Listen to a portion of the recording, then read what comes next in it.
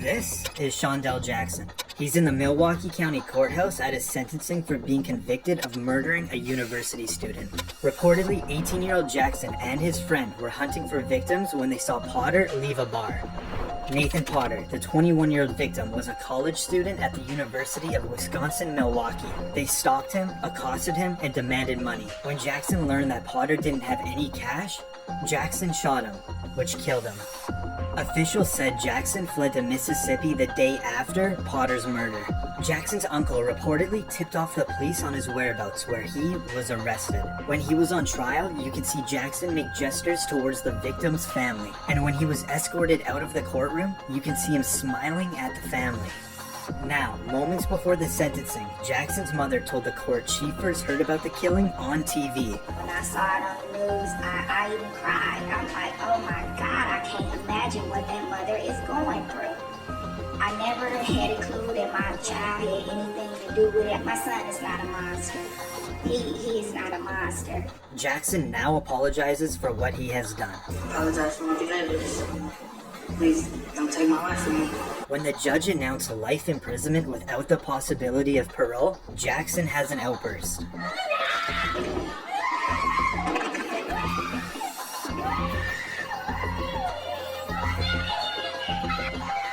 As the deputies restrain Jackson, you can hear one of Jackson's family members scream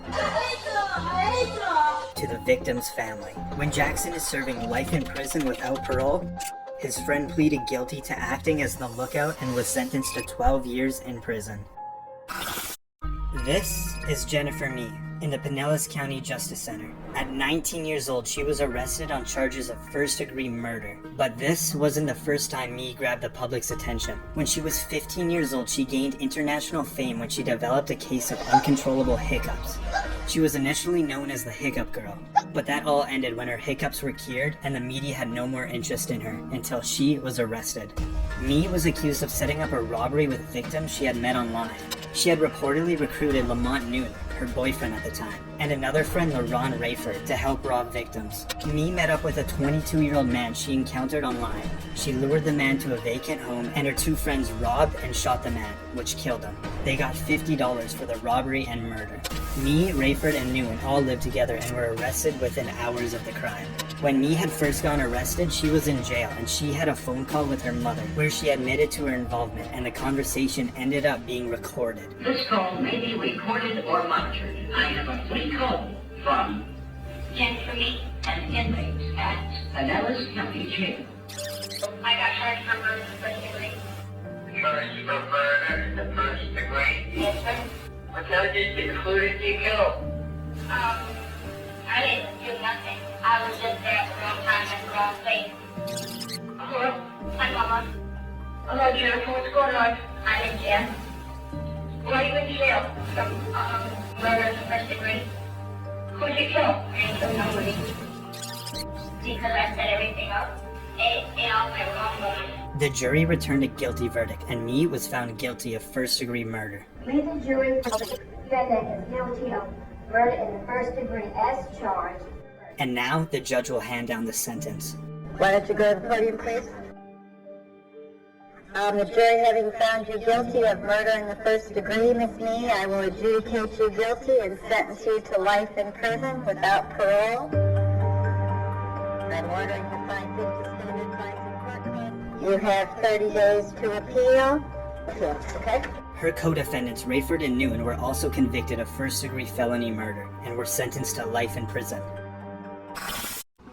This is Dylan Shoemaker. In a Buffalo, New York courthouse, he's at his sentencing after being convicted of second-degree murder. At age 16, Shoemaker was babysitting his girlfriend's child when she went to work that evening. He was inside a Springville home that he shared with his parents. Later that evening, Shoemaker beat the 23-month-old child, and a result of his injuries, that young child died. Dylan Shoemaker would later be arrested and charged with the murder of the toddler along with child abuse charges. Mind your own business. Shoemaker was reportedly trying to get the child to stop crying, and he never wanted to hurt the child or for him to die, but the jurors didn't buy it, and Shoemaker was convicted of second-degree murder. Now, watch closely as Shoemaker enters the courtroom. Before he could even get set up behind the defense table, he starts crying and telling everyone how sorry he is. I didn't mean to kill Austin. I really didn't. I really think I did it. I didn't mean to hurt him. When Shoemaker was awaiting his trial, he had a phone call with his mother, and the conversation ended up being recorded. Now, listen to the judge on what Shoemaker said to his mother. In a phone call to your mother from the holding center, you stated, and I got a quote from the court reporter, I am a 16-year-old blonde. Probably all I have to do is cry in front of the jury, and they're going to feel sorry for me. I can't take back what was done. I wish I could. I would give my life for Austin. Shoemaker was later sentenced to the maximum punishment. That you be sentenced to an indeterminate term of imprisonment, which will have a maximum of life. The court hereby imposes a minimum sentence of 25 years. But that sentence was later modified to 18 years to life. This is Brandon Spencer in Los Angeles County Superior Court. He was charged with 4 counts of attempted murder. I'm sorry for what happened to your other friend. He's like in prison. On a Halloween night, 19-year-old Spencer attended a crowded party on the University of Southern California campus in Los Angeles. Suddenly, gunshots went off, and it was mayhem. Everyone scattered. Some ran in fear, and others hid. Reportedly, Spencer also ran, but he was stopped in a parking lot half a mile away, where he got picked up by the LAPD for questioning.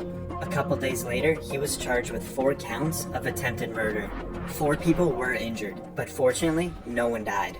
That if you are so intent on killing someone that you're willing to shoot them and at the same time open fire into a crowd.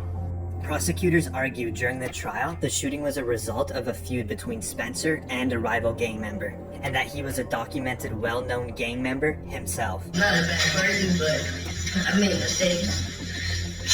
But I'm not just some gangbanger that you try to portray me as. Spencer maintained his innocence throughout the trial, but the jury didn't agree.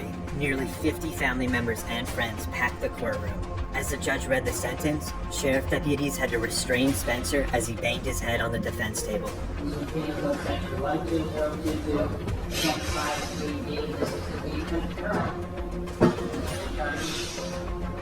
Reportedly, Brandon was sentenced to 40 years to life for 4 counts of attempted murder.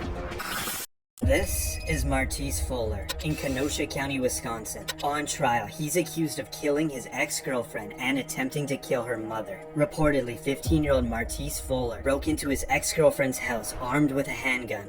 When his ex-girlfriend was listening to music in her bedroom, she was shot and killed. After hearing gunshots, the mother emerged from her bedroom and came face to face with the shooter, and she was shot twice.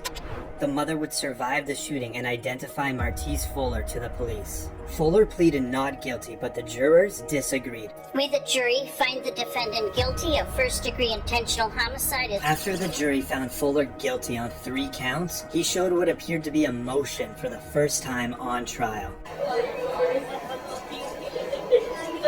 During Fuller's sentencing, he continued to maintain that he is innocent, and moments before he is sent to prison for the rest of his life, he put together a statement for the courtroom. Judge, Mr. Fuller's prepared a statement that he asked that I read on his behalf. Okay. Martise writes, I wanted to write this giving my sincerest apologies to this family I once shared time and love with. Truthfully, I am sorry about the pain you've all suffered through, but more importantly, the loss of my ex-girlfriend Kaylee, that I loved too. But I have to continue to stand innocent because I am. And I hope you all can eventually see in your hearts that I am not the person the media has made me out to be. Now, the judge will deliver the sentence. I don't have any ability to trust that you will never commit these acts again. So in the interest of protecting the public, acknowledging the seriousness of these acts, the court orders that on count 1 you are sentenced to life in prison without eligibility for extended supervision. As Fuller is being sentenced to spend the rest of his life behind bars, it appears he's completely unfazed.